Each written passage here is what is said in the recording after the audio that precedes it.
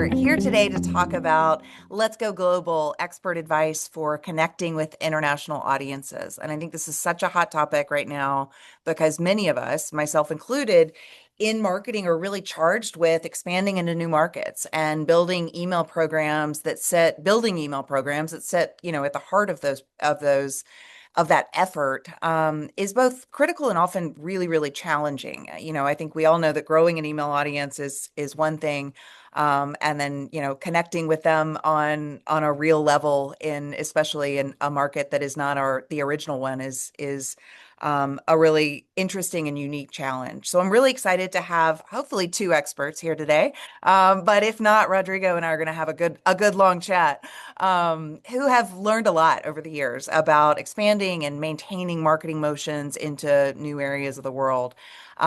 So let's start with Rodrigo. Why don't you go ahead and introduce yourself and tell us a little bit about what you do? Hey, Cynthia, thank you for the presentation. My name is Rodrigo Brandão. I'm from Brazil. I am actually the head of user retention at UTUA. We are a financial blog, so we show people what are the best options of credit cards and loans and whatever financial product they need. So we know the information are spread in the bank site website. So we need to group all this information together, write content in a easy way to so you can read and understand what the bank doesn't make it clear to you. So that's our proposal here to get the financial process easy to understand and get the right products. Maybe your bank manager will not tell you it's the best product for you, but for their commission. Yeah. So that's our paper here. I am in the market, in the email market for like 6 years right now. hmm I get a huge experience during this time. And how Uh, many sort of areas of the world are you marketing to? Actually, we are in 48 countries right now. Oh, Amazing. we used it to have more, but now we have a little bit less than 50, so we are 48 right now. Yeah. So when you started working there, were I take it there were more markets in place. Have you ever sort of started a market from scratch?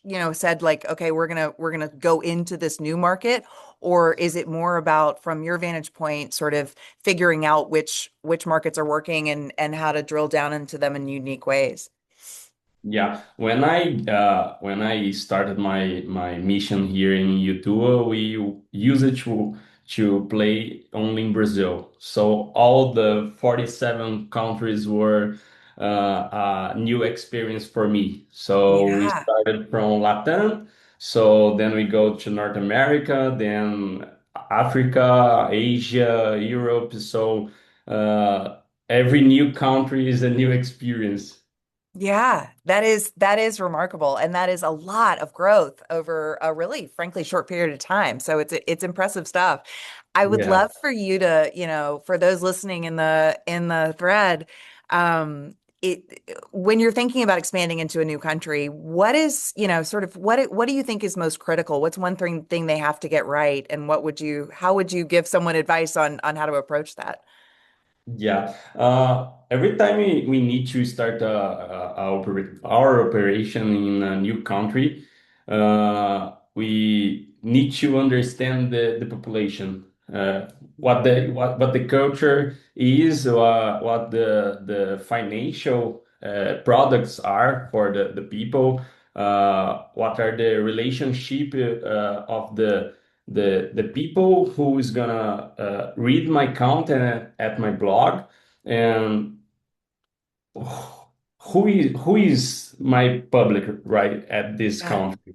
So every single country had different economical structures. So it's not all the same. So we need to understand what gonna fit to their public. Oh, Fernanda's here. Fernando's here. Fernando, you just gave Rodrigo a big sigh of Yes. relief. I think he was scared I Um, was going to be drilling him this whole time. I'm so sorry. We have some really troubles with, technology. I was trying hard to join the meeting. I was prepared everything before, but wasn't working. No, Anyway, no I'm problem sorry. at all. Rodrigo, I'm going to come back to that question here in a second, but real quick, Yeah. Fernando, why don't you go ahead and introduce yourself? Hello, hello, everyone. Sorry for the delay. My name is Fernando. Um, I'm originally from Brazil, but I've been living in Germany 9 years already, and I've been working with email and CRM for the last 12 years, helping brand shaping their markets. Um, yeah, I'm so happy to be here at Litmus Live for the second time, and yeah, let's crack on. Awesome. Well, before you got here, Rodrigo and I were sort of talking about, his current role, and I know that many roles you've had in the past are in similar spots where he is marketing to 48 different areas of the world today. And so we were kind of talking through what he thinks is most critical for entering a new market and how to approach that and what the sort of critical things that you don't want to miss are. So Rodrigo, I'm going to let you finish your answer and then I'm going to ask Fernando to weigh in. Yeah. Basically, you need to understand the people. How your product's gonna fit to the people in this new country. So every time is a different challenge. So you need to study a lot the region, the country, the products in the market, and how you're gonna make it work. Yeah. Fernando, what is your sort of guidance on that front? Yeah, I mean, study, researching, and trying to understand the laws for the new country is a big thing that you have to do as let's say, homework. And yeah, I have one good example. I had a project, try to start sending email in China, and then I was doing a lot of research, couldn't find much about it.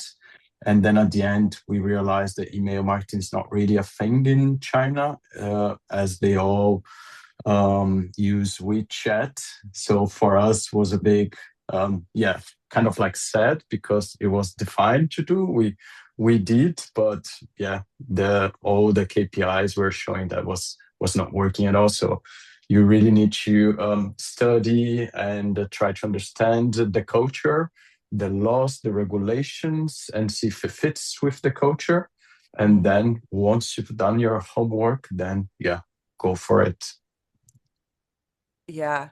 And then, when you think about the China example is such a good one. How far were you into that experience before you recognized that wasn't going to work?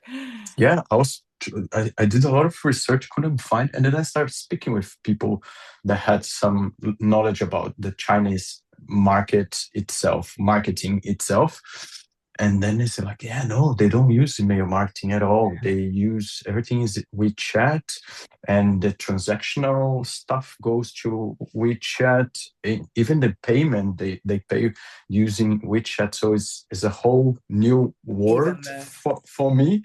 And then when once I spoke, I was like, oh, so at the end, it doesn't make much sense for this type of email marketing for China. And yeah, it was a big learning. a And big learning. Yeah, yeah, that's yeah, great. Um, I want to talk a little bit about international laws and consumer privacy laws, how you think about managing them, especially sort of at scale across lots of different markets, and ensuring that all requirements are met, with whether it's GDPR, or something different. How do you balance that sort of against a need to grow the market and to grow the base and to continue to communicate with them? Either one of you, feel free to go first. I think um, Fernando is in the home of the GDPR. Yeah. So German yes. is like the master of this role. Yeah, that's true. I think GDPR, at least comparing to the other email laws and regulations, for example, can span. I think GDPR is super strict. And when when GDPR got launched, we were so really scared about it to adapt everything, and then we try to learn and try to implement GDPR for all the countries, even though, for example, GDPR requires double opt-in as a Mhm. registration as a mandatory, and we had some countries that was not mandatory. For example, South Africa, you could do single opt-in, but then we didn't know if they could sue us because the company is in Germany or not. So at the end, we spoke with legal and they said, like, apply GDPR to all the countries, and then we are kind of like safe. Yeah. And yeah, there is a bit of gray zone, like you don't know because you work global, your company is based in one country, but you reach out um, users from other countries. Do you apply the laws from that country? So um, yeah, to wrap it up, it's easier to respect GDPR, as I understand, is the Yeah. most restrict, even if the laws from some countries are more like easygoing. It's better to be Yeah. safe, let's say. But there is a gray zone that you never know if you use GDPR is okay or if you change it. But for at the end, yeah, was the To sort easier of way. default to the Yeah, most strict. I feel like yeah, most legal teams would love you for that. Rodrigo, do you take a similar Yeah. approach? And if you don't apply the rules, the fees are gonna be so big. So yes, yes. I heard something like in some cases the fee could be like a 5% of the revenue of your company. So I don't think you Oh, be out of the rules.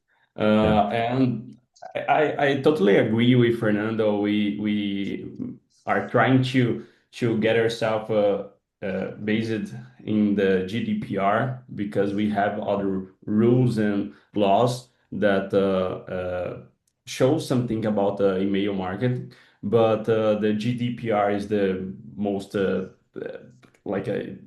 that's huge. That's a confident law in the market. So if we follow that, we are going to be safe. Yeah. And beside that, you asked how we can keep growing our base in this scenario. But I think you need to make yourself clear to the user, and if they don't want their data with you, they probably don't need to read your content or know about your brand or anything like that. So it doesn't make sense to keep this user in your base. So it's better to let them go and have a clean base that's gonna engage with you, that's gonna reply your content, that's gonna click and go to your brand website or something like that. Then instead of have a huge base that you have like 20% of the users that doesn't like your brand or doesn't need to buy your product or anything like that. So if the user need to go, just let them go because otherwise he gonna block you, spam you, or anything Yeah. bad for your base.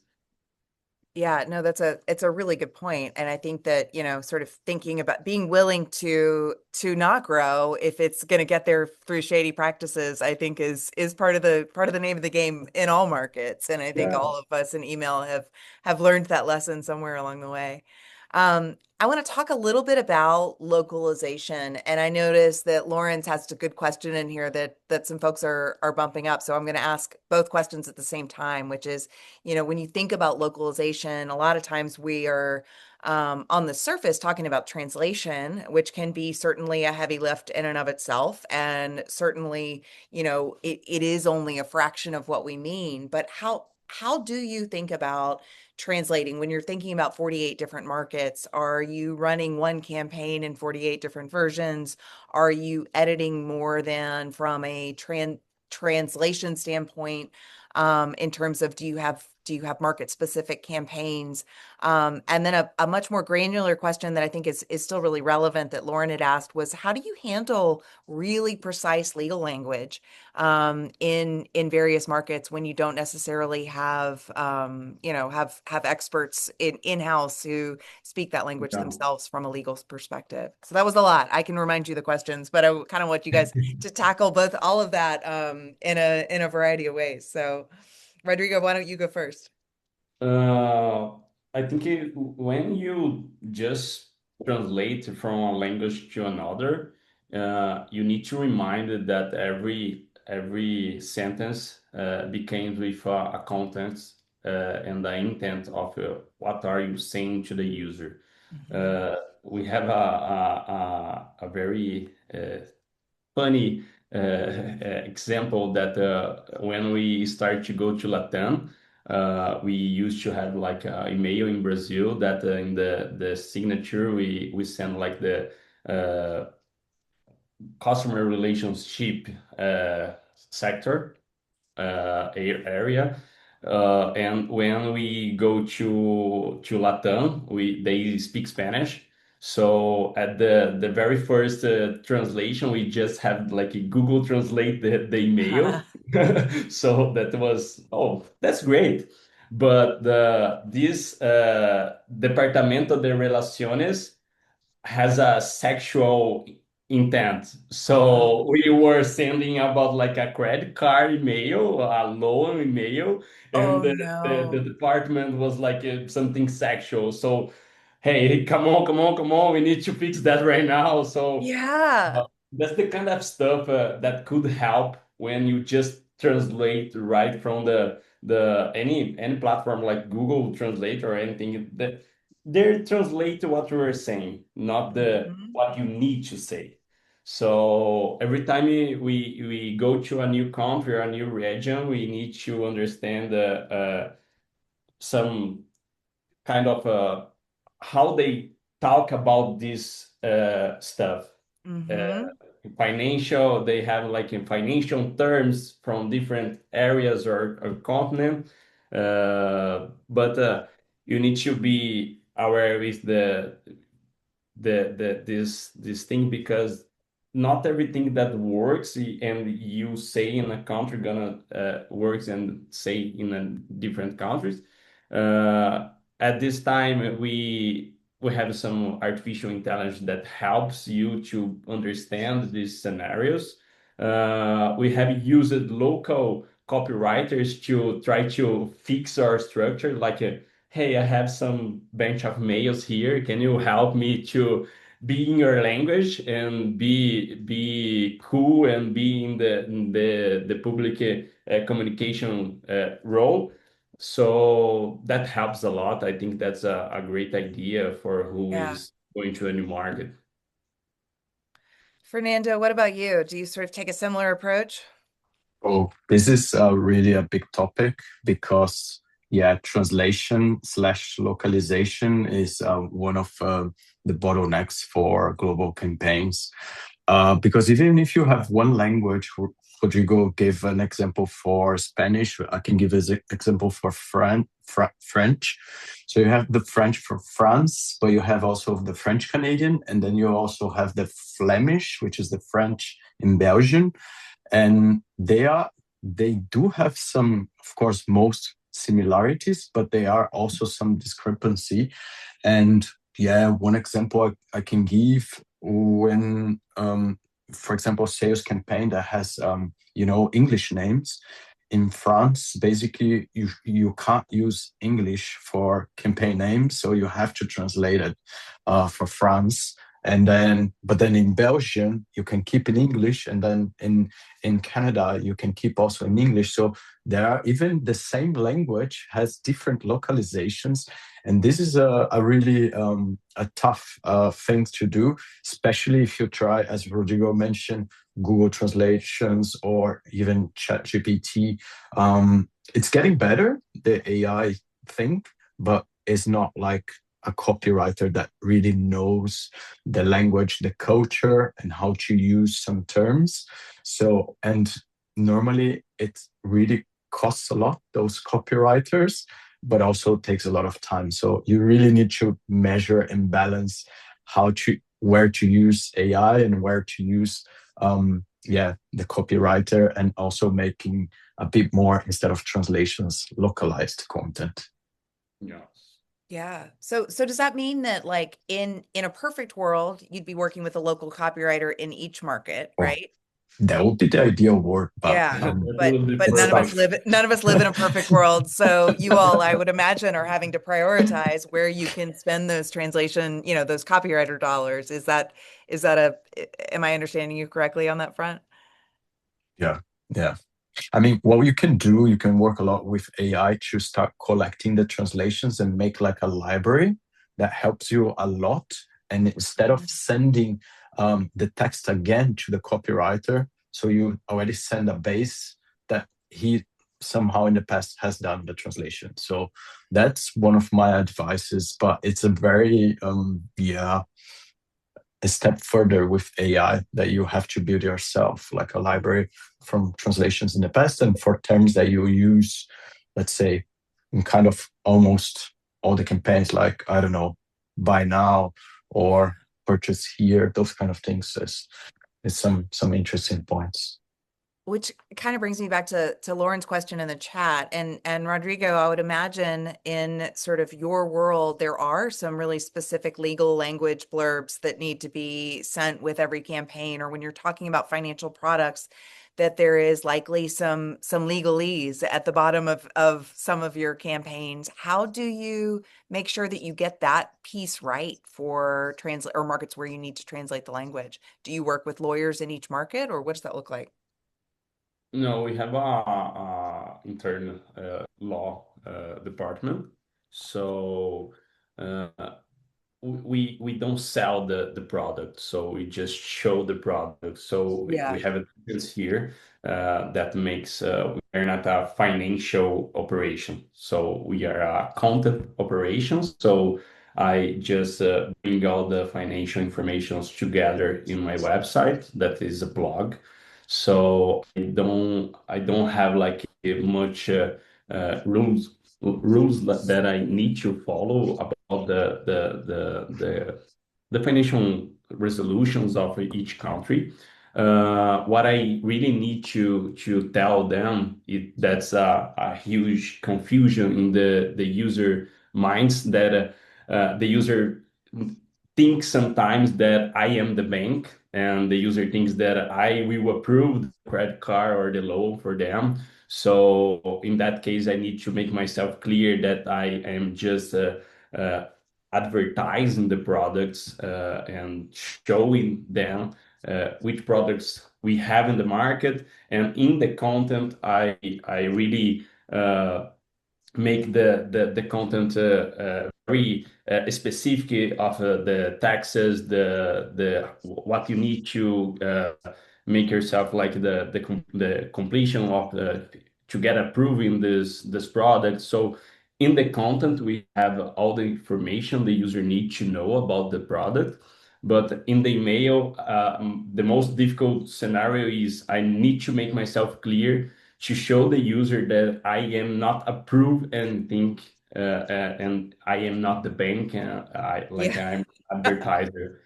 So I can't send an email as I am the like a Scotia Bank. Oh, I Right, am not right. Scotia Bank. I am like a blog that we have like a lot of financial products, but I am not the bank.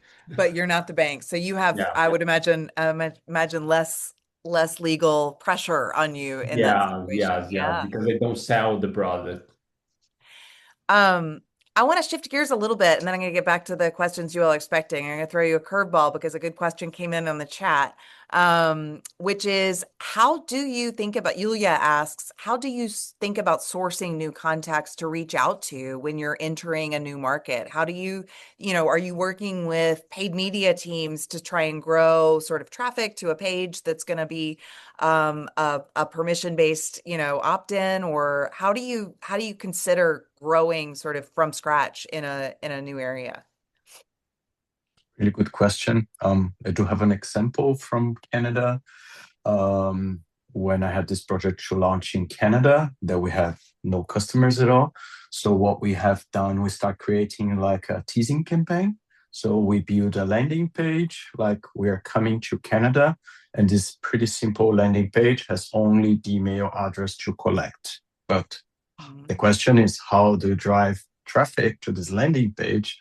So basically, we have made contract with like Canadian athletes because I was working for this bike company. So they were sponsored by the company, and they were really famous athletes from different categories like mountain bike, triathlon, or road bike. So basically, they started doing the teasing with videos, sketches, and teasing.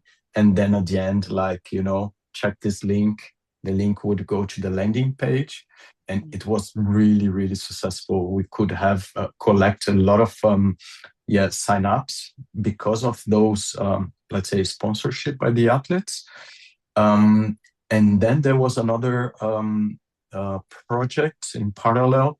There was like, we were doing a raffle for a new bike, a special Canada edition, which is also, that's it's not really, it was pretty good because people, get the interest. But of course, raffle is a bit, sometimes people just want to win and then they are not really interested in the content. But anyway, we grew the database from scratch even before really launch into this marketing. So yeah, my idea or my recommendation is to think about, how can you tease and drive people to this landing page, and sign up before, and then prepare for the launch with already some good user subscribers. Yeah, that is a great example. I would say, Rodrigo, how do you approach that? Oh, in our case, we go 100% on paid media. Okay. So we spend a lot of Yes. money on that.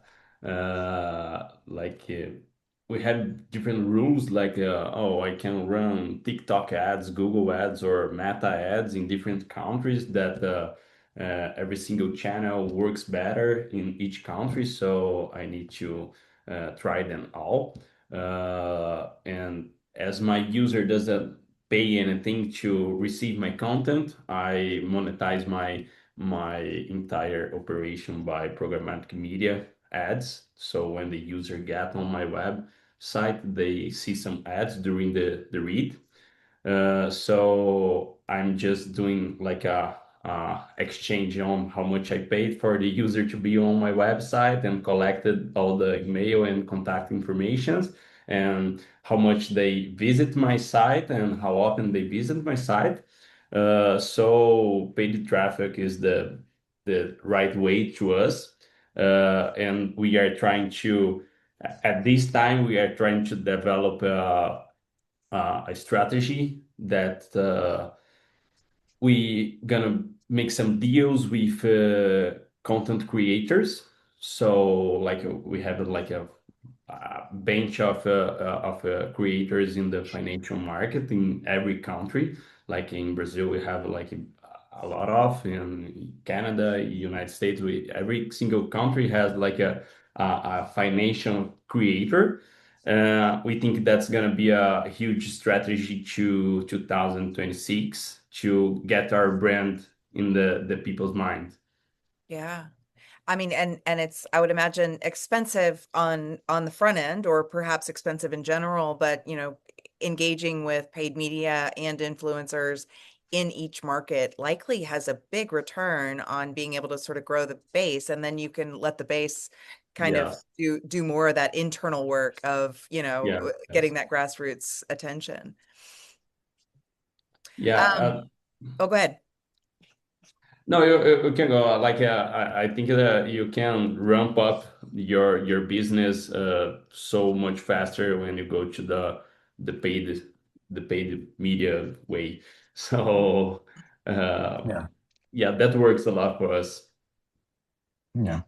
one thing I think I saw in the chat, someone saying like, buy a list, please don't do it. Yeah. Yeah, If no, you're if don't you do it. Don't buy a open a new list. market, never do it, or never ever in your life just purchase email list. So try to do like Rodrigo say, pay media, lead generation, marketing campaigns, influencers, content creators. That's the good strategy to reach out to new market, but never ever Yeah. And purchase a even list, if please. you were listening closely to Fernando earlier, he's even a little hesitant on the sort of in between motion of like doing a raffle contest or something Yeah, for them, yeah, which is, I true. would say, a step up from buying a list for sure. Yeah, It can keep you compliant, but it's certainly not necessarily an audience that's raising their hand excited to get emails from you, which Yeah, true, is, and maybe true. you're gonna burn your reputation at the providers, so it's better yeah. be healthy. True. Um, I want to jump to another question, and then I'm going to take another question from the crowd. You spoke about it a little bit in the translation conversation, but I am kind of curious how you're using AI in your own programs or when you think about these sort of big global segmented campaigns to streamline the international strategy. Cool. Yeah, I mean, using a lot for translations is it was because we saw this as a big bottleneck, but I do have a really interesting case. Like we start using AI straight away to make translations. But once AI started, it was not so good, because I think it takes time to learn. And then I was, yeah, using translations from AI and send straight away the campaign. We had a process before that the copywriters would check the content, but then we decided, okay, let's try and let's do it. And then we start receiving feedback from the copywriters like, "Whoa, who did that?" And then I was like, "Yeah, we use AI for translations, and it took only a few hours from our work instead of some days." And they were Great. really, really mad because the translation quality was super bad. And then we had to step back. We were so happy that using AI for it, but then we had to step back and say like, okay, yeah, that's not good at all. And then what we have done, we create a process that AI was doing the translations, and then we would send to the copywriters. So they already had the translations, and then they have to, let's say, do a little bit tweak, and then they would approve. And then once they approve, we could send the email. So we still using, and then AI now is improved a lot from when we started. And then we create this library that store the translations. So we're using, and then the copywriters are having, let's say, less work. They just instead of translating from scratch, they have just to double check, and yeah, it's based on what they have translated before and what AI is offering. So yeah, at the moment it is really playing the role. And when we used to take seriously 2 weeks for email campaign, now we can do like, let's say, 2 days with the copywriter verifications. Yeah. Yeah, that makes a lot of sense. And it's probably, way less expensive to ask them to just edit the campaigns rather than to have Yes. them start from scratch. True. Rodrigo, True. how about you? We kindly using this for translation too, and for all the market studies that I mentioned before. And I think the way we are uh, going right now is to understand the metrics and make the AI read the data of the engagement data, like the open, the click, or the CTR, or any metric we have in the email campaign. So the AI is more able to read like a Google Sheets or a database of a billion of lines of data. So we are trying to develop a system that like create other copies for the next time we are going to send a email campaign of the some products. So I think that as a human, I could like create like a 10 variations of a single campaign, but the AI can make hundreds of thousands of different copies of the same template or the same product, like the financial product. So that's going great. Like that's a incredible experience we are having at this time to learn from the data, the engagement data, and trying to create new variations of copies for every single country and content and type of products. So I think that's the challenge we are with Yeah. AI at this moment. And Yeah. we also use for translate and market research. So Yeah. Mm. I think in Mayo, we were actually using AI without calling it AI. Like, for yeah, example, sending time optimization was yeah, it's a node too, but it was using, let's say, collecting the data from our users, what time they open the email, and sending, according to their opening time. And this is kind of like AI. And yeah, yeah, email was always, product recommendations and those kind of things is it's just was just not calling AI, and we were like using this, and of course now it's more sophisticated product recommendations, even the sending time optimization, and there's a lot of ready to plug tools that helps the email marketer with, let's say, based on AI, machine learning, and those kind of things. Yeah, that makes a ton of sense. And you're right that it was sort of AI before we were calling it AI and the send time yeah, optimization for sure. Even the subject line optimizer, Yeah. you type yourself and then shows you, oh no, this is better if you use this. It's kind of like AI, but was not yeah. just AI, it's a tool that was already there.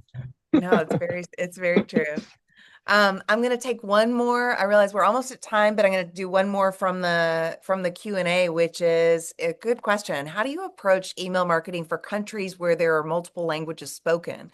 Does content also differentiate based on preferences? Are you offering sort of a preference center for people to decide, or are you deciding for them? How do you think about that? Yeah. For us, we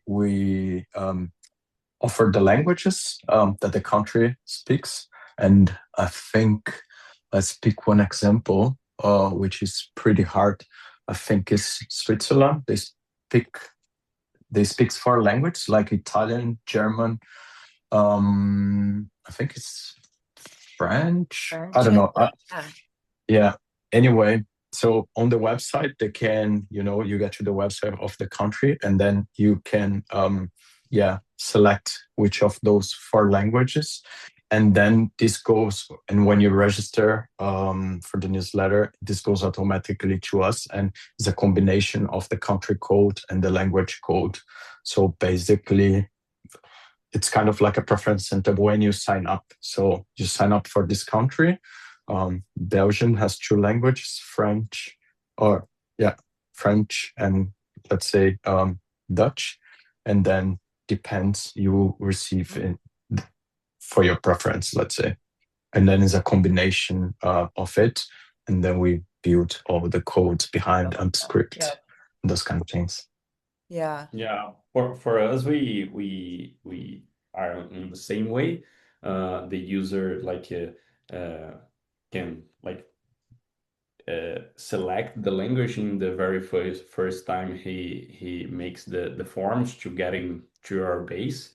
So they don't have like a preference at this moment to change the language. Oh, I'm receiving like in Canada, Right. receiving English emails. I need to receive them in French right now. They don't have this option at this moment.